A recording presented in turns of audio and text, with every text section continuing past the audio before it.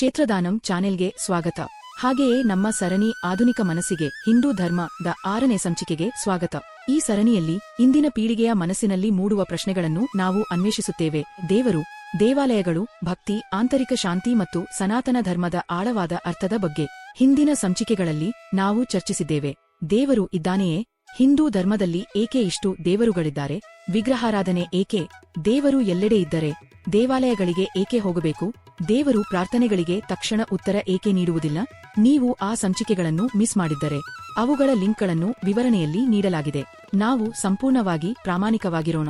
ಸುದ್ದಿಯಲ್ಲಿ ಏನಾದರೂ ಭಯಾನಕ ಘಟನೆ ನೋಡಿದಾಗ, ಅರ್ಥವಿಲ್ಲದ ಹಿಂಸೆ, ಪ್ರಕೃತಿ ವಿಕೋಪ ಅಥವಾ ನಿರಪರಾಧಿಯೊಬ್ಬನು ನೋವು ಅನುಭವಿಸುವುದು ನಿಮಗೆ ಒಣ ತಾತ್ವಿಕ ಉಪನ್ಯಾಸ ಬೇಕೆನಿಸುವುದಿಲ್ಲ. ನಿಮ್ಮ ತಕ್ಷಣದ ನೇರ ಮಾನವೀಯ ಪ್ರತಿಕ್ರಿಯೆ ಹೀಗಿರುತ್ತದೆ: ದೇವರು ನಿಜವಾಗಿಯೂ ಇದ್ದರೆ, ದೇವರು ಸರ್ವಶಕ್ತನೂ ಸರ್ವಪ್ರೇಮಿಯೂ ಆಗಿದ್ದರೆ, ಒಂದು ಮಿಂಚಿನ ಹೊಡೆತದಿಂದ ಇದನ್ನು ಏಕೆ ತಡೆಯಲಿಲ್ಲ? ಸರ್ವಶಕ್ತನು ಏಕೆ ಸಂಪೂರ್ಣ ಮೌನವಾಗಿರುತ್ತಾನೆ?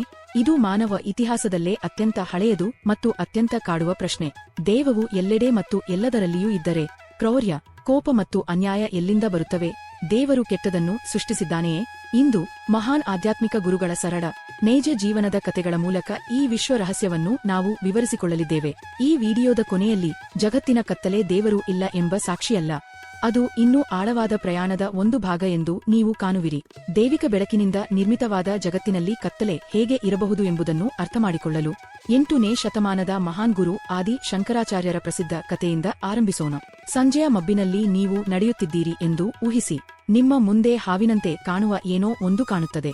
ನೀವು ಭಯದಿಂದ ನಿಂತು ಹೋಗುತ್ತೀರಿ. ಆದರೆ ಯಾರೋ ಒಬ್ಬರು ದೀಪವನ್ನು ತಂದು ಬೆಳಕು ಚೆಲ್ಲಿದಾಗ ಅದು ಹಾವು ಅಲ್ಲ, ಕೇವಲ ಹಳೆಯ ಹಗ್ಗ ಎಂದು ತಿಳಿಯುತ್ತದೆ. ಶ್ರೀ ಶಂಕರರು ಈ ಕಲ್ಪನೆಯನ್ನು ದುಃಖ ಮತ್ತು ಕೆಟ್ಟದನ್ನು ವಿವರಿಸಲು ಬಳಸಿದರು. ಅಜ್ಞಾನದಲ್ಲಿ ನಾವು ವಿಭಜನೆಯನ್ನು ನೋಡುತ್ತೇವೆ, ನಾನು ಮತ್ತು ಅವರು. ಭಯ ಮತ್ತು ಅಹಂಕಾರವು ಜಗತ್ತಿನ ಮೇಲೆ ಕತ್ತಲೆಯನ್ನು ಪ್ರತಿಬಿಂಬಿಸುತ್ತವೆ, ಹಗ್ಗವನ್ನು ಹಾವೆಂದು ತಪ್ಪಾಗಿ ಗ್ರಹಿಸಿದಂತೆ. ಭಯ ನಿಜವಾದಂತೆ ಅನುಭವವಾಗುತ್ತದೆ, ಆದರೆ ಹಾವು ಎಂದಿಗೂ ನಿಜವಾಗಿರಲಿಲ್ಲ. ಜ್ಞಾನದ ಬೆಳಕು ಬಂದಾಗ ದೈವಿಕ ಶಾಂತಿ ಸದಾ ಅಲ್ಲಿಯೇ ಇತ್ತು, ನಮ್ಮ ಭಯದಿಂದ ಸ್ಪರ್ಶಿಸಲ್ಪಡದೇ ಇತ್ತು ಎಂದು ನಾವು ಕಾಣುತ್ತೇವೆ. ಈಗ ನೀವು ಯೋಚಿಸಬಹುದು, ಇದು ಒಳ್ಳೆಯ ಕತೆ, ಆದರೆ ಜಗತ್ತಿನಲ್ಲಿ ನಾವು ನೋಡುವ ಕ್ರೌರ್ಯ ಮೃಗಜಾಲದಂತೆ ಅನಿಸುವುದಿಲ್ಲ. ಜನರು ನಿಜವಾಗಿಯೂ ಇತರರಿಗೆ ಹಾನಿ ಮಾಡಲು ಆಯ್ಕೆ ಮಾಡುತ್ತಾರೆ. ದೇವರು ಎಲ್ಲರನ್ನೂ ಒಳ್ಳೆಯವರಾಗಿರಲು ಏಕೆ ಬಲವಂತಪಡಿಸುವುದಿಲ್ಲ? ಶ್ರೀ ರಾಮಾನುಜಾಚಾರ್ಯರು ಕರುಣೆಯ ದೃಷ್ಟಿಕೋನವನ್ನು ನೀಡಿದರು. ದೇವರು ಎಲ್ಲದರಲ್ಲಿಯೂ ಇದ್ದಾನೆ, ಆದರೆ ಮಾನವರಿಗೆ ಸ್ವತಂತ್ರ ಇಚ್ಛಾಶಕ್ತಿ ನೀಡಲಾಗಿದೆ. ದೇವರು ನಮ್ಮನ್ನು ಗೊಂಬೆಗಳಂತೆ ನಿಯಂತ್ರಿಸುವುದಿಲ್ಲ. ನಮ್ಮ ಆಲೋಚನೆಗಳನ್ನು ಮತ್ತು ಕ್ರಿಯೆಗಳನ್ನು ಆಯ್ಕೆ ಮಾಡುವ ಸ್ವಾತಂತ್ರ್ಯ ನಮಗಿದೆ. ಜನರು ಲೋಭ, ಕೋಪ ಮತ್ತು ಅಹಂಕಾರವನ್ನು ಆಯ್ಕೆ ಮಾಡಿದಾಗ ಅವರು ದುಃಖ ಮತ್ತು ಅನ್ಯಾಯವನ್ನು ಸೃಷ್ಟಿಸುತ್ತಾರೆ. ಮಗುವಿಗೆ ಸೈಕಲ್ ಓಡಿಸಲು ಕಲಿಸುವ ಪೋಷಕರಂತೆ ನಾವು ಕಲಿಯಲು ಮತ್ತು ಬೆಳೆಯಲು ದೇವರು ನಮ್ಮ ಆಯ್ಕೆಗಳ ಪರಿಣಾಮಗಳನ್ನು ಎದುರಿಸಲು ಅವಕಾಶ ಕೊಡುತ್ತಾನೆ.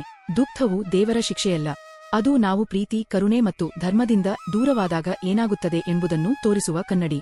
ಶ್ರೀ ರಾಮಕೃಷ್ಣರು ಜಗತ್ತು ಒಂದು ವಿಶ್ವನಾಟಕದಂತಿದೆ ಎಂದು ವಿವರಿಸಿದರು. ಬೆಳಕು ಮತ್ತು ನೆರಳು, ನಾಯಕರು ಮತ್ತು ಖಳನಾಯಕರು ಎಂಬ ವಿರೋಧಾಭಾಸಗಳಿಂದ ತುಂಬಿದ ನಾಟಕ. ಅವರು ಹೇಳಿದರು, 2 ಶಕ್ತಿಗಳು ನಮ್ಮನ್ನು ಎಳೆಯುತ್ತವೆ. ಒಂದು ನಮ್ಮನ್ನು ಕರುಣೆ, ಹಂಚಿಕೆ ಮತ್ತು ಆಧ್ಯಾತ್ಮಿಕ ಬೆಳವಣಿಗೆಯ ಕಡೆಗೆ ಕರೆದೊಯ್ಯುತ್ತದೆ. ಇನ್ನೊಂದು ನಮ್ಮನ್ನು ಲೋಭ, ಕೋಪ ಮತ್ತು ಸ್ವಾರ್ಥದ ಕಡೆಗೆ ಎಳೆಯುತ್ತದೆ. ನಾವು ಯಾವ ಶಕ್ತಿಯನ್ನು ಪೋಷಿಸಬೇಕು ಎಂಬುದನ್ನು ಆಯ್ಕೆ ಮಾಡಬೇಕು. ದೇವರು ಎಲ್ಲದರಲ್ಲಿಯೂ ಇದ್ದರೆ, ದೇವರು ಹುಲಿಯಲ್ಲಿಯೂ ಇದ್ದಾನೆಯೇ ಎಂದು ಕೇಳಿದಾಗ ರಾಮಕೃಷ್ಣರು ಉತ್ತರಿಸಿದರು, ಹೌದು, ದೇವರು ಹುಲಿಯಲ್ಲಿದ್ದಾನೆ, ಆದರೆ ನೀನು ಹೋಗಿ ಹುಲಿಯನ್ನು ಅಪ್ಪಿಕೊಳ್ಳಬಾರದು. ರೊಡಿ ಹೋಗು ಎಂದು ನಿನಗೆ ಎಚ್ಚರಿಸುವ ಜನರೂ ದೇವರ ರೂಪವೇ. ಅವರ ಸಂದೇಶ ಸರಳವಾಗಿತ್ತು. ದೇವರು ಎಲ್ಲದಲ್ಲಿಯೂ ಇರಬಹುದು, ಆದರೆ ಜ್ಞಾನವೆಂದರೆ ಹೇಗೆ ನಡೆದುಕೊಳ್ಳಬೇಕು ಎಂಬುದನ್ನು ತಿಳಿದುಕೊಳ್ಳುವುದು. ಕೆಟ್ಟದು ಜಗತ್ತಿನ ನಾಟಕದಲ್ಲಿ ಕಾಣಿಸಬಹುದು, ಆದರೆ ದೇವರು ಶುದ್ಧನಾಗಿಯೇ, ಅಸ್ಪರ್ಶಿತನಾಗಿಯೇ ಇರುತ್ತಾನೆ. ರಾಮಕೃಷ್ಣರು ಬೋಧಿಸಿದರು, ಸೂರ್ಯನು ಶುದ್ಧನು, ಆದರೆ ಕದಡಿದ ನೀರಿನಲ್ಲಿ ಅವನ ಪ್ರತಿಬಿಂಬ ವಕ್ರವಾಗಿ ಕಾಣುತ್ತದೆ. ದೇವರು ಶುದ್ಧನು, ಆದರೆ ಈಗಳ ಮೂಲಕ ಪ್ರತಿಬಿಂಬಿತವಾದಾಗ ಅಹಂಕಾರ, ಅಜ್ಞಾನ, ಅಭಯ, ಆಸೆ, ಅದು ಕೆಟ್ಟ ಕ್ರಿಯೆಗಳಂತೆ ಕಾಣುತ್ತದೆ. ಅಶುದ್ಧತೆ ದೇವರಲ್ಲಿಲ್ಲ, ಅದು ಸಾಧನದಲ್ಲಿದೆ. ರಾಮಕೃಷ್ಣರು ಸರಳ ಉದಾಹರಣೆ ನೀಡಿದರು. ಬೇವಿನ ಎಲೆ ಕಹಿಯಾಗಿರುತ್ತದೆ, ಆದರೆ ಅದನ್ನು ಸಕ್ಕರೆ ನೀರಿನಲ್ಲಿ ಮುಳುಗಿಸಿದರೆ ಅದರ ಕಹಿತನ ಕಡಿಮೆಯಾಗುತ್ತದೆ. ಅವರು ಹೇಳಿದರು, ನಿಮ್ಮ ಮನಸ್ಸನ್ನು ದೇವರಿಂದ ತುಂಬಿಸಿ, ಆಗ ಜಗತ್ತಿನ ಕಹಿತನ ನಿಮ್ಗೆ ಹಾನಿ ಮಾಡಲಾರದು. ಕೆಟ್ಟದು ಕಣ್ಮರೆಯಾಗುವುದಿಲ್ಲ, ಅದರ ಪ್ರಭಾವ ಕಣ್ಮರೆಯಾಗುತ್ತದೆ. ರಾಮಕೃಷ್ಣರ ಶಿಷ್ಯರಾದ ಸ್ವಾಮಿ ವಿವೇಕಾನಂದರು ಈ ಸಂದೇಶವನ್ನು ಆಧುನಿಕ ಜಗತ್ತಿಗೆ ಅತ್ಯಂತ ಪ್ರಭಾವಶಾಲಿ ಉಪಮೆಯೊಂದಿಗೆ ಕರೆದೊಯ್ದರು. ಅವರು ಹೇಳಿದರು, ಜಗತ್ತನ್ನು ಎಲ್ಲವೂ ಸದಾ ಆರಾಮವಾಗಿರಬೇಕಾದ ಶಾಶ್ವತ ರಜಾ ಮನೆಯಂತೆ ನೋಡಬೇಡಿ, ಅದರ ಬದಲು ಜಗತ್ತನ್ನು ನೈತಿಕ ವ್ಯಾಯಾಮ ಶಾಲೆಯಂತೆ ನೋಡಿ. ದೇಹದ ಜಿಮ್ ಹೇಗೆ ಕೆಲಸ ಮಾಡುತ್ತದೆ ಎಂದು ಯೋಚಿಸಿ. ನೀವು ಜಿಮ್ಗೆ ಹೋದಾಗ ಎಲ್ಲಾ ತೂಕಗಳು ರೆಕ್ಕೆಗಳಿಂದ ಮಾಡಲ್ಪಟ್ಟಿದ್ದರೆ ನಿಮ್ಮ ಸ್ನಾಯುಗಳು ಎಂದಿಗೂ ಬೆಳೆಯುವುದಿಲ್ಲ. ದೈಹಿಕ ಬಲವನ್ನು ಬೆಳೆಸಲು ಕಬ್ಬಿಣದ ಭಾರವಾದ ನೋವುಂಟು ಮಾಡುವ ಪ್ರತಿರೋಧವೇ ಬೇಕಾಗುತ್ತದೆ. ವಿವೇಕಾನಂದರು ಮಾನವ ಆತ್ಮವು ಹೀಗೆಯೇ ಎಂದು ವಾದಿಸಿದರು. ಸಂತೋಷಕ್ಕಿಂತ ದುಃಖವೇ ದೊಡ್ಡ ಗುರು. ಹೊಗಳಿಕೆಯಿಗಿಂತ ಹೊಡೆತಗಳೇ ಒಳಗಿನ ಅಗ್ನಿಯನ್ನು ಹೆಚ್ಚು ಹೊರತರುತ್ತವೆ. ಜಗತ್ತಿನಲ್ಲಿ ಅನ್ಯಾಯವೇ ಇಲ್ಲದಿದ್ದರೆ ನಿಜವಾದ ಕರುಣೆ ಹೇಗೆ ಹುಟ್ಟುತ್ತದೆ? ಕ್ರೌರ್ಯವೇ ಇಲ್ಲದಿದ್ದರೆ ಅಚಲ ಧೈರ್ಯ, ಕ್ಷಮೆ ಮತ್ತು ವೀರತ್ವ ಹೇಗೆ ವ್ಯಕ್ತವಾಗುತ್ತವೆ? ನಾವು ಎದುರಿಸುವ ಕಷ್ಟಗಳು, ಕಠಿಣ ಜನರು ಮತ್ತು ಅನ್ಯಾಯದ ಪರಿಸ್ಥಿತಿಗಳು, ಇವೇ ಆ ಭಾರವಾದ ತೂಕಗಳು. ನಿಮ್ಮೊಳಗೆ ನಿದ್ರಿಸುತ್ತಿರುವ ಶಕ್ತಿ, ಕರುಣೆ ಮತ್ತು ದೇವತ್ವವನ್ನು ಎಬ್ಬಿಸಲು ಬೇಕಾದ ಘರ್ಷಣೆಯೇ ಇವು. ವಿವೇಕಾನಂದರು ಒಮ್ಮೆ ಹೇಳಿದರು, ಬೆಂಕಿ ಕೆಟ್ಟದ್ದು ಅಲ್ಲ. ಬೆಂಕಿ ನಿಮ್ಮ ಆಹಾರವನ್ನು ಬೇಯಿಸುತ್ತದೆ. ಬೆಂಕಿ ನಿಮ್ಮ ಮನೆಯನ್ನು ಬೆಚ್ಚಗಿಡುತ್ತದೆ. ಅದೇ ಬೆಂಕಿಯನ್ನು ತಪ್ಪಾಗಿ ಬಳಸಿದರೆ ನಿಮ್ಮ ಮನೆಯನ್ನು ಸುಡಬಹುದು. ಅದೇ ರೀತಿಯಲ್ಲಿ ದೈವಿಕ ಶಕ್ತಿ ತಟಸ್ಥವಾಗಿದೆ. ನಮ್ಮ ಮನಸ್ಸಿನ ಪ್ರವೃತ್ತಿಗಳು ಅದನ್ನು ಹೇಗೆ ಬಳಸುತ್ತೇವೆ ಎಂಬುದನ್ನು ನಿರ್ಧರಿಸುತ್ತವೆ. ಕೋಪ, ಲೋಭ, ಅಸೂಯೆ, ಹಿಂಸೆ ಇವು ಮಾನವ ಮನಸ್ಸು ಸೃಷ್ಟಿಸಿದ ವಕ್ರತೆಗಳು. ದೇವರಿಂದ ಸೃಷ್ಟಿಸಲ್ಪಟ್ಟವುಗಳಲ್ಲ. ವಿವೇಕಾನಂದರು ಹೇಳಿದರು, ಕೆಟ್ಟದು ಬೇರೆ ಶಕ್ತಿಯಲ್ಲ, ಅದು ಅದೇ ದೈವಿಕ ಶಕ್ತಿಯ ಕಡಿಮೆ ಮಟ್ಟದ ವ್ಯಕ್ತೀಕರಣ. ಹಾಗೆಯೇ ಕತ್ತಲೆ ಬೆಳಕಿನ ಅಭಾವ, ಚಳಿ ಉಷ್ಣತೆಯ ಅಭಾವ. ಕೆಟ್ಟದು ಆಧ್ಯಾತ್ಮಿಕ ಅರಿವಿನ ಅಭಾವ. ಅದು ಅಜ್ಞಾನ, ಸ್ವತಂತ್ರ ಶಕ್ತಿಯಲ್ಲ. ಶ್ರೀ ರಮಣ ಮಹರ್ಷಿಗಳು ಒಳ್ಳೆಯದು ಮತ್ತು ಕೆಟ್ಟದು ಎನ್ನುವುದು ಮನಸ್ಸು ತನ್ನನ್ನು ಜಗತ್ತಿನಿಂದ ಬೇರೆಯೆಂದು ಭಾವಿಸಿದಾಗ ಮಾತ್ರ ಇರುತ್ತದೆ ಎಂದು ವಿವರಿಸಿದರು. ಅವರು ಸಿನಿಮಾ ಪರದೆಯ ಉಪಮೆಯನ್ನು ಬಳಸಿದರು. ಯುದ್ಧದ ಸಿನಿಮಾ ರಕ್ತ ಮತ್ತು ಕತ್ತಲೆಯನ್ನು ತೋರಿಸಬಹುದು, ಆದರೆ ಪರದೆ ಮಚ್ಚೆಯಾಗುವುದಿಲ್ಲ. ಸಮುದ್ರದ ದೃಶ್ಯ ಅಲೆಗಳನ್ನು ತೋರಿಸಬಹುದು, ಆದರೆ ಪರದೆ ತೇವವಾಗುವುದಿಲ್ಲ.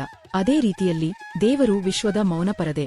ಜೀವನವು ನಾಯಕರು, ಖಳನಾಯಕರು, ಸಂತೋಷ ಮತ್ತು ದುಃಖವನ್ನು ತೋರಿಸಬಹುದು, ಆದರೆ ಅದರ ಆಧಾರವಾದ ಸತ್ಯ ಶುದ್ಧವಾಗಿಯೇ, ಅಸ್ಪರ್ಶಿತವಾಗಿಯೇ, ಶಾಶ್ವತವಾಗಿ ಒಳ್ಳೆಯದಾಗಿಯೇ ಇರುತ್ತದೆ. ಕಾಲರೇಖೆ ಏಕೆ ನಿಧಾನವಾಗಿದೆ? ದೇವರು ಕೆಟ್ಟದನ್ನು ತಕ್ಷಣವೇ ನಾಶ ಮಾಡುವುದಿಲ್ಲವೇ ಎಂದು ನಾವು ಕೇಳಿದಾಗ ಉತ್ತರ ಇದು: ದೇವವು ಶಾಶ್ವತ ನಿಯಮಗಳ ಮೂಲಕ ಕೆಲಸ ಮಾಡುತ್ತದೆ, ಕ್ಷಣಿಕ ಕೋಪದ ಮೂಲಕ ಅಲ್ಲ. ಕರ್ಮದ ನಿಯಮವು ಪ್ರತಿಯೊಂದು ಕ್ರಿಯೆಗೆ ಪರಿಣಾಮವಿರುತ್ತದೆ ಎಂದು ಖಚಿತಪಡಿಸುತ್ತದೆ. ಕ್ರೌರ್ಯವು ಕೆಲಕಾಲ ಶಕ್ತಿಯುತವಾಗಿ ಕಾಣಬಹುದು, ಆದರೆ ಅದು ನಿಧಾನವಾಗಿ ತನ್ನದೇ ಪತನವನ್ನು ಸೃಷ್ಟಿಸುತ್ತದೆ. ವಿಶ್ವನ್ಯಾಯ ನಿಧಾನವಾಗಿ ಸಾಗಬಹುದು, ಆದರೆ ಅದು ಎಂದಿಗೂ ವಿಕಲವಾಗುವುದಿಲ್ಲ. ದೇವರು ಕೆಟ್ಟದನ್ನು, ಹೊರಗಿನ ಕತ್ತಲೆಯನ್ನು ಮಾತ್ರ ಅಂತ್ಯಗೊಳಿಸುವ ಮೂಲಕ ನಾಶ ಮಾಡುವುದಿಲ್ಲ, ಹೃದಯಗಳನ್ನು ಪರಿವರ್ತಿಸುವ ಮೂಲಕವೂ ನಾಶ ಮಾಡುತ್ತಾನೆ. ಪ್ರಾರ್ಥನೆ ಬಲವಾದ ಚುಂಬಕದ ಹತ್ತಿರ ಇಡಲಾದ ಕಬ್ಬಿಣದಂತಿದೆ. ನಿಧಾನವಾಗಿ ಕಬ್ಬಿಣ ಬದಲಾಗುತ್ತದೆ. ಅದೇ ರೀತಿಯಲ್ಲಿ ಪ್ರಾರ್ಥನೆ ಮನಸ್ಸನ್ನು ದೇವದೊಂದಿಗೆ ಹೊಂದಿಸುತ್ತದೆ. ಆದ್ದರಿಂದ ದೇವರು ಮೌನವಾಗಿರುವಂತೆ ತೋರಿದಾಗ ಅದು ನಿರಾಕರಣೆಯಲ್ಲ, ಅದು ಆಂತರಿಕ ಬೆಳವಣಿಗೆಯ ಅವಧಿ. ನಮಗೆ ನಿಜವಾಗಿಯೂ ಬೇಕಾದುದನ್ನು ಸ್ವೀಕರಿಸಲು ಅಗತ್ಯವಾದ ಶಕ್ತಿ ಮತ್ತು ಜ್ಞಾನವನ್ನು ಕಟ್ಟಿಕೊಡುವ ಸಮಯ. ಸಮಾಪ್ತಿ. ಮೋಡಗಳ ಹಿಂದೆ ಸೂರ್ಯ. ನಮ್ಮ ಜಗತ್ತಿನಲ್ಲಿ ಕತ್ತಲೆ ಇರುವುದೇ ದೇವರು ನಮ್ಮನ್ನು ಬಿಟ್ಟು ಹೋದನು ಎಂಬ ಸಾಕ್ಷಿಯಲ್ಲ, ಅದು ನಮ್ಮ ಪ್ರಯಾಣ ಇನ್ನೂ ಮುಗಿದಿಲ್ಲ ಎಂಬ ಸಾಕ್ಷಿ ಮಾತ್ರ. ಆದರೆ ಈ ಉನ್ನತ ತತ್ವವನ್ನು ನಾವು ಕೈಕಟ್ಟಿ ಕುಳಿತುಕೊಳ್ಳಲು ಕಾರಣವನ್ನಾಗಿ ಬಳಸಬಾರದು. ಅಯ್ಯೋ, ಕೆಟ್ಟದು ಕೇವಲ ಮೃಗಜಾಲ, ಆದ್ದರಿಂದ ನನಗೆ ಪರವಾಗಿಲ್ಲ ಎಂದು ನಾವು ಹೇಳಲಾಗುವುದಿಲ್ಲ. ಕೋಪ ಮತ್ತು ಕ್ರೌರ್ಯವು ಜಗತ್ತಿನ ಕೆಳಮಟ್ಟದ ಅಜ್ಞಾನಪೂರ್ಣ ಭಾಗವಾಗಿದ್ದರೂ ಜಾಗೃತ ಮಾನವರಾಗಿ ನಮ್ಮ ಕೆಲಸ ಬೆಳಕನ್ನು ತರುವುದು. ನಮ್ಮ ಕೆಲಸ ದುಃಖವನ್ನು ಗುಣಪಡಿಸುವುದು, ಪ್ರತಿದಿನದ ಕರುಣೆಯನ್ನು ಅಭ್ಯಾಸ ಮಾಡುವುದು ಮತ್ತು ಎಲ್ಲೆಲ್ಲಿ ಅನ್ಯಾಯ ಕಾಣುತ್ತದೆಯೋ ಅಲ್ಲಿ ಅದರ ವಿರುದ್ಧ ನಿಲ್ಲುವುದು. ಸ್ವಾಮಿ ವಿವೇಕಾನಂದರು ಸುಂದರವಾಗಿ ಹೇಳಿದಂತೆ, ಜಗತ್ತನ್ನು ಒಳ್ಳೆಯದಾಗಿಸಲು ಏಕೈಕ ಮಾರ್ಗವೆಂದರೆ ನಮ್ಮನ್ನೇ ಒಳ್ಳೆಯವರನ್ನಾಗಿ ಮಾಡಿಕೊಳ್ಳುವುದು.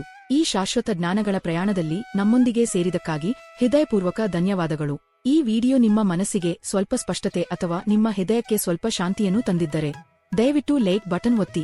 ಈಗ ಕಷ್ಟದ ಸಮಯವನ್ನು ಎದುರಿಸುತ್ತಿರುವ ಯಾರಿಗಾದರೂ ಇದನ್ನು ಹಂಚಿಕೊಳ್ಳಿ ಮತ್ತು ನಮ್ಮ ಸಮುದಾಯಕ್ಕೆ ಸೇರಲು ಸಬ್ಸ್ಕ್ರೈಬ್ ಮಾಡಿ. ಮುಂದಿನ ಬಾರಿ ಭೇಟಿಯಾಗುವವರೆಗೆ ಹುಡುಕುತ್ತಿರಿ, ಶ್ರಮಿಸುತ್ತಿರಿ ಮತ್ತು ಸದಾ ನೆನಪಿಡಿ, ಬಿರುಗಾಳಿಯ ಮೋಡಗಳು ಎಷ್ಟು ಕತ್ತಲಾಗಿಯೇ ಕಂಡರೂ ಸೂರ್ಯನು ಅವುಗಳ ಹಿಂದೆ ಸದಾ ಪ್ರಕಾಶಮಾನವಾಗಿ ಹೊಳೆಯುತ್ತಿರುತ್ತಾನೆ. ನಮಸ್ತೆ.